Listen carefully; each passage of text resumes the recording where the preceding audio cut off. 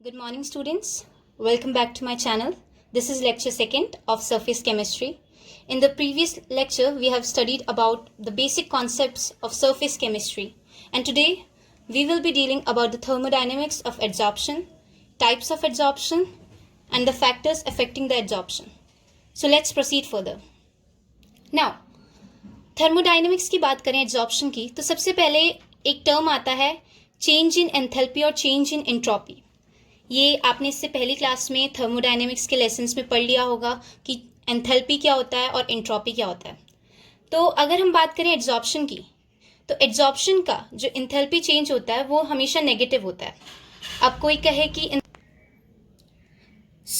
इससे पहली क्लास में आप लोगों ने पढ़ लिया होगा कि इंट्रोपी चेंज क्या होता है और एंथैल्पी चेंज क्या होता है. तो अगर हम बात करें एड्जॉर्प्शन की तो एड्जॉर्प्शन में जो एंथैल्पी चेंज होता है दैट इज डेल्टा एच वो नेगेटिव होता है. अब कोई कहे कि एंथैल्पी चेंज नेगेटिव क्यों होता है तो देखिए इसका रीजन बहुत सिंपल है.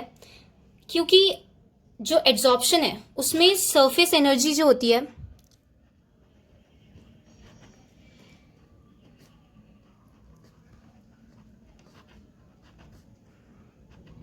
वो डिक्रीज होती है.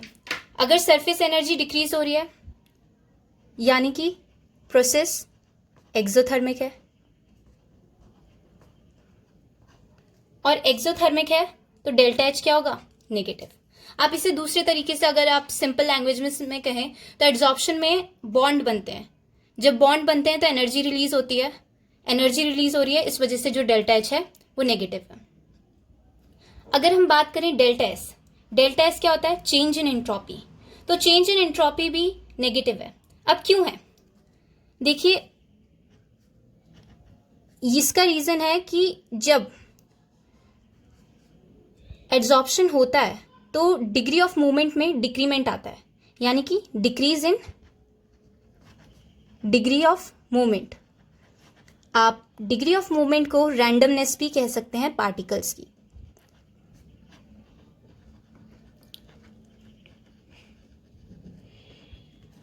तो जब डिग्री ऑफ मूवमेंट या रैंडमनेस में पार्टिकल्स के डिक्रीमेंट आता है तो हमारी डेल्टा एस भी क्या हो जाती है नेगेटिव. अब हमने थर्मोडायनेमिक्स में एक इक्वेशन पढ़ी थी जो इक्वेशन थी delta G equals to delta H minus T delta S. अब डेल्टा जी क्या होता है डेल्टा जी होता है change in Gibbs free energy. Delta H change in enthalpy. T is the temperature. Temperature should be given in kelvin and delta S is the change in entropy. Now आपको पता है अगर delta G negative है तो process spontaneous होगा और अगर delta G positive है तो प्रोसेस नॉन स्पॉन्टेनियस होगा. और अगर डेल्टा जी जीरो है तो जो प्रोसेस है वो इक्विलिब्रियम में है. सबसे पहले हम बात करते हैं लो टेम्परेचर की. अगर हम लो टेम्परेचर की बात करें तो जो डेल्टा एच है वो बड़ा होगा टी डेल्टा एस से. राइट टी डेल्टा एस से अगर डेल्टा एच बड़ा है और डेल्टा एच क्या है नेगेटिव है. टी डेल्टा एस में डेल्टा एस नेगेटिव है पर नेगेटिव और नेगेटिव मिलके पॉजिटिव बना देते हैं. तो यानी कि नेगेटिव वैल्यू पॉजिटिव वैल्यू से ज़्यादा बड़ी है. तो इसका मतलब क्या हुआ डेल्टा जी आपका इस प्रोसेस में नेगेटिव है. अगर नेगेटिव है तो यानी कि एड्जॉर्प्शन जो है वो इस प्रोसेस में स्पॉन्टेनियस है. ओके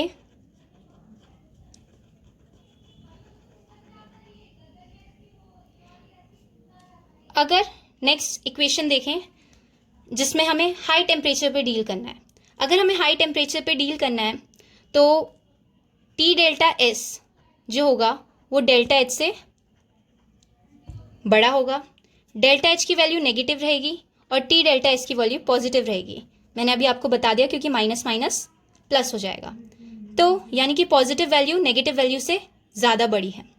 इसका मतलब क्या हुआ जो डेल्टा जी है वो आपका पॉजिटिव है यानी कि एड्जॉर्प्शन जो है वो आपका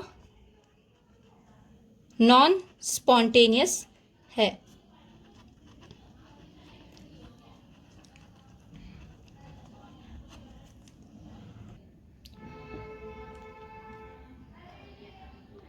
अगर डेल्टा एच और टी डेल्टा एस की वैल्यू इक्वल होगी तो ऑब्वियसली डेल्टा जी जो होगा वो ज़ीरो होगा।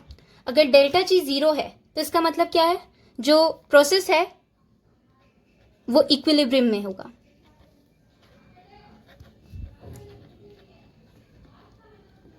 इक्विलिब्रियम में होगा। अगर प्रोसेस इक्विलिब्रियम में है तो यानी कि जिस रेट में, सपोज ये एड्सॉर्बेट है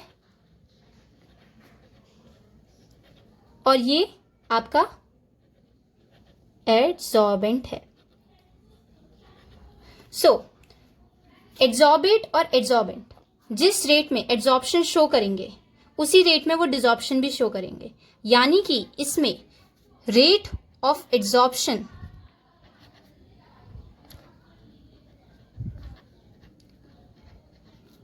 is equal to rate of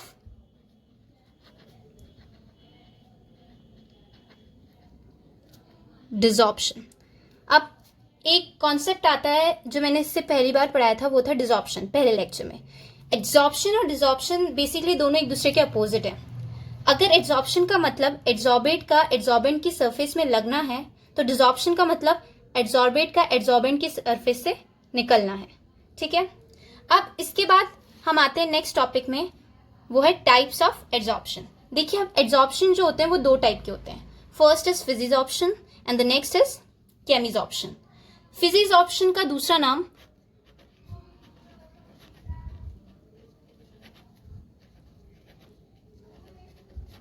physical adsorption और केमिसॉर्प्शन का दूसरा नाम केमिकल एड्सॉर्प्शन है। अब अगर हम फिजिक्स, ये अनस्पेसिफिक होता है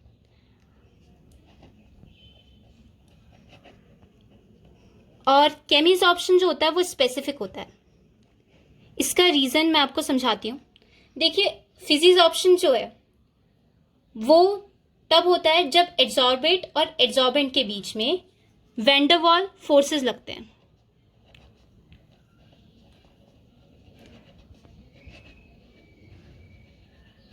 ओके, और केमिसॉर्प्शन तब होता है जब एड्सॉर्बेट और एड्सॉर्बेंट के बीच में केमिकल बॉन्ड्स का फॉर्मेशन होता है। तो केमिकल बॉन्ड्स तो देखिए बहुत स्पेसिफिक होते हैं, ये आप सभी जानते हैं। किन्हीं सब्सटेंस के साथ या किन्हीं कंपाउंड्स के साथ जो केमिकल बॉन्ड्स होंगे वो स्ट्रॉन्गर होंगे और किन्हीं केमिकल कंपाउंड्स के साथ ये केमिकल बॉन्ड्स वीकर होंगे। बट जो वैन डर वाल फोर्सेस हैं उनका क्या, ये वैन डर वाल फोर्सेस जो होते हैं वो हर किसी के लिए यूनिफॉर्म होते हैं। ये कोई सा भी कंपाउंड हो उसके लिए उसकी स्ट्रेंथ सेम होगी। इस वजह से अगर आप यहाँ पे ऑक्सीजन रखें और यहाँ पे आप सल्फर डाइऑक्साइड रखें और दोनों का आप फिजिसॉर्प्शन करा रहे हैं तो दोनों का फिजिसॉर्प्शन अनस्पेसिफिकली होगा, मतलब दोनों का एक जैसा यूनिफॉर्म फिजिसॉर्प्शन होगा। किसी का ज्यादा फिजिसॉर्प्शन या फिर किसी का कम फिजिसॉर्प्शन नहीं होगा। पर केमिसॉर्प्शन में केसेस अलग हो जाते हैं। जैसे कि अगर हम बात करें चारकोल की, चारकोल जो होगा वो SO2 को ज्यादा एब्जॉर्ब करेगा as compare to O2, because क्योंकि उसमें केमिकल बॉन्ड्स का फॉर्मेशन हो रहा है, यानी कि उसमें केमिसॉर्प्शन टेक। अब जो फिजिसॉर्प्शन है उसका नेक्स्ट पॉइंट है कि इसमें लेस एनर्जी रिलीज होती है। अगर एड्सॉर्बेट और एड्सॉर्बेंट के बीच में फिजिसॉर्प्शन टेक प्लेस कर रहा है तो उसमें लेस एनर्जी रिलीज होगी।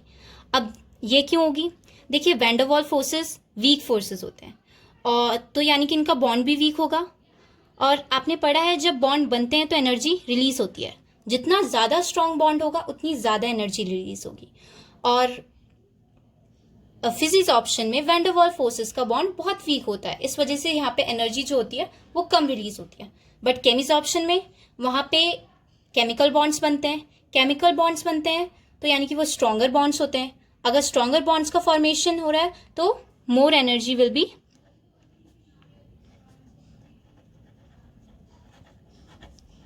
रिलीज्ड।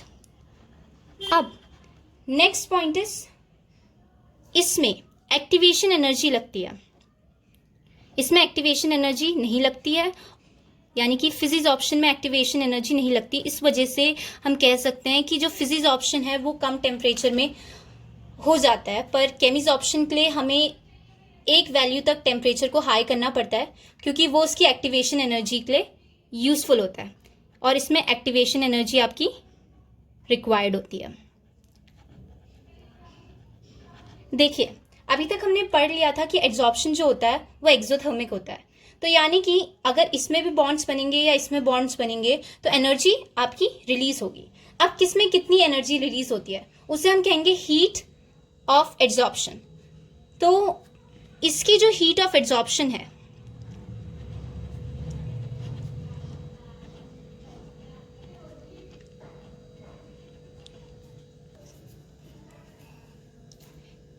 इसकी हीट ऑफ एड्जॉर्प्शन होती है आपकी -20 टू -40 किलो जूल पर मोल।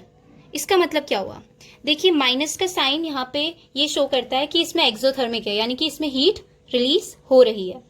अब अगर हम केमिसॉर्प्शन की बात करें तो इसमें जो हीट ऑफ एड्जॉर्प्शन होती है वो होती है -80 टू -240 किलो जूल पर मोल।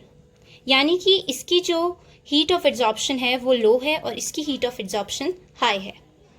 Now the next thing is, जब एड्जॉर्बेंट में लगते हैं इन फिजिसॉर्प्शन, यानी कि सपोज ये एक एड्जॉर्बेंट है और इसमें एड्जॉर्बेट लग रहे हैं, तो ये ऐसे लगते जाते हैं एड्जॉर्बेट, उसके बाद ऊपर से लगते जाएंगे, फिर ऊपर से लगते जाएंगे। तो यहाँ पे बहुत सी, यानी कि multi layers of adsorbate are formed. ठीक है, यानी कि यहाँ पे बहुत सी लेयर्स एड्जॉर्बेंट के ऊपर से लग जाती हैं। बट अगर हम केमिसॉर्प्शन की बात करें तो वहाँ पे सिर्फ एक ही लेयर लगती है एड्जॉर्बेट की। ये क्यों लगती है ये हम इसके आगे वाले लेक्चर्स में समझेंगे। बट यहाँ पे जो एड्जॉर्बेंट है और ये जो एड्जॉर्बेट है इसके बीच में क्या है? एक ही लेयर है, यानी कि एड्जॉर्बेट की एक ही लेयर है। That is mono layer of adsorbate is formed on surface.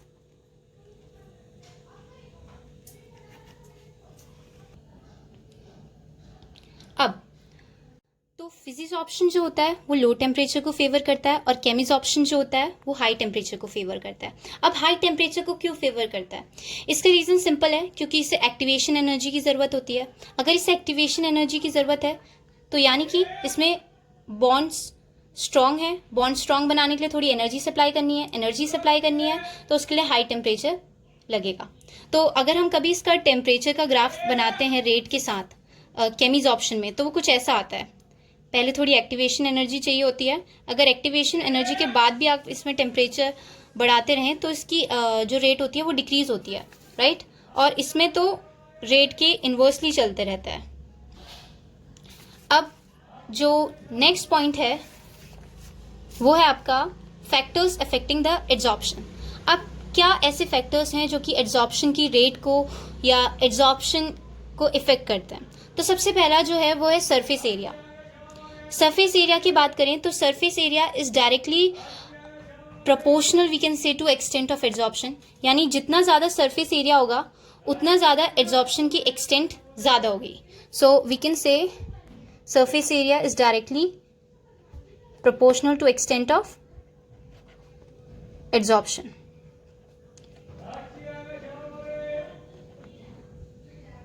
अब जो नेक्स्ट इसी का एक एग्जांपल मैं आपको लेती हूँ। हम कभी भी अगर कोई केमिकल रिएक्शन कर रहे होते हैं तो हम उसमें कैटलिस्ट जो होते हैं वो पाउडर्ड फॉर्म में लेते हैं। हम पाउडर्ड फॉर्म में इसलिए लेते हैं कि जिस वजह से उसका जो सरफेस एरिया होता है वो इंक्रीज हो जाता है, और अगर सरफेस एरिया इंक्रीज होगा तो वो बेटर एब्जॉर्बर होंगे। आपने नाम सुना होगा एक्टिवेटेड चारकोल। एक्टिवेटेड चारकोल और चारकोल में क्या अंतर होता है?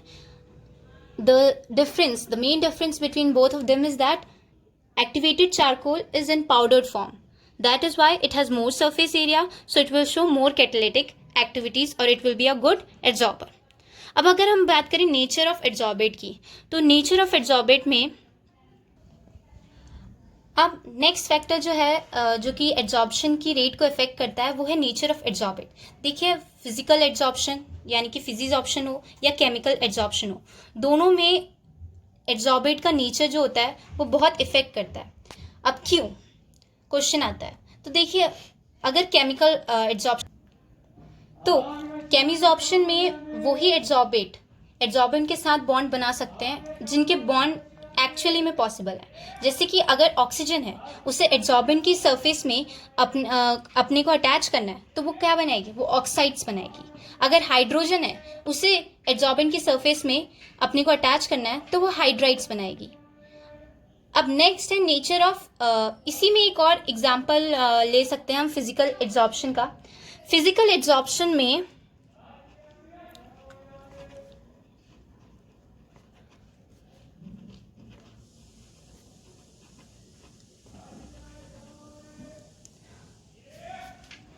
वो सब्सटेंसेस, वो एड्जॉर्बेंट के साथ अच्छा बॉन्ड बना सकते हैं जिनका क्रिटिकल टेम्परेचर हाई हो, यानी कि उनका क्रिटिकल टेम्परेचर हाई हो। अब ये रीज़न क्यों है, देखिए क्रिटिकल टेम्परेचर जो होता है, अगर आपने फॉर्मूला देखा होगा, TC इक्वल्स टू 8A/27B। तो ये जो A होता है ये इंटरमॉलिक्यूलर फोर्सेस को रिप्रेजेंट करता है। इंटरमॉलिक्यूलर फोर्सेस यानी कि वो फोर्सेस जो कि एड्जॉर्प्शन के जिनकी वजह से एड्जॉर्प्शन हो रहा है एड्जॉर्बेट और एड्जॉर्बेंट के बीच में। तो जितने ज़्यादा ये इंटरमॉलिक्यूलर फोर्सेस होगा उतना ज़्यादा फिजिकल एड्जॉर्प्शन का रेट भी इंक्रीज होगा।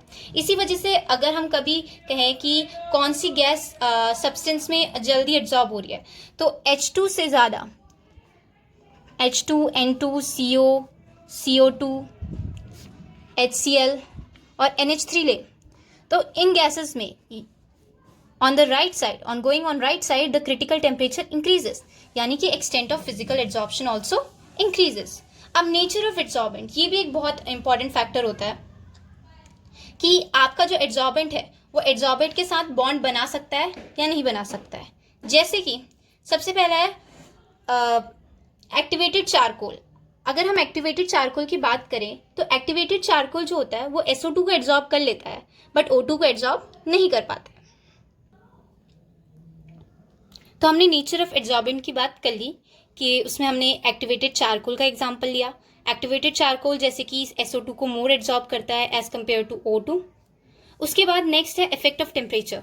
देखिए इफेक्ट ऑफ टेम्परेचर के बारे में अगर हम बात करें तो इसमें हम एक आइसोबारिक ग्राफ बना रहे हैं फिजिजॉर्प्शन और केमिजॉर्प्शन का।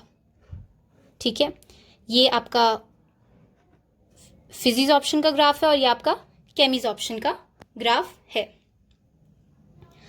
यहाँ पे हम लिखते हैं एक्सटेंट ऑफ एड्जॉर्प्शन और यहाँ पे हम लिख रहे हैं टेम्परेचर, और यहाँ पे भी हम लिख रहे हैं एक्सटेंट ऑफ एड्जॉर्प्शन और यहाँ पे हम लिख रहे हैं टेम्परेचर।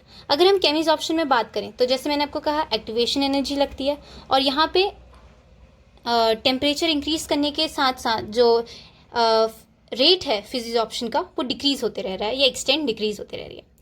अब अगर हम प्रेशर की बात करें, प्रेशर का इफेक्ट हम अगले लेक्चर में पूरे डिटेल से पढ़ने वाले हैं क्योंकि हम इसमें फ्रेंडलिक थ्योरी और लैक्मर थ्योरी पढ़ने वाले हैं। अब इसमें नेक्स्ट चीज़ जो है वो है लिक्विफिकेशन ऑफ गैस, जो कि हमने नेचर ऑफ एड्जॉर्बेंट में पढ़ लिया। जिस गैस का क्रिटिकल टेम्परेचर जितना ज़्यादा होगा वो उतनी ज़्यादा लिक्विफाई हो पाएगी, उतनी जल्दी वो लिक्विफाई होगी, यानी कि उसके बॉन्ड्स उतने ज़्यादा स्ट्रॉन्गर बनेंगे और वो फिजिकल एड्जॉर्प्शन उतना ही ज़्यादा करेगी। So that's all for today. Like, share and subscribe.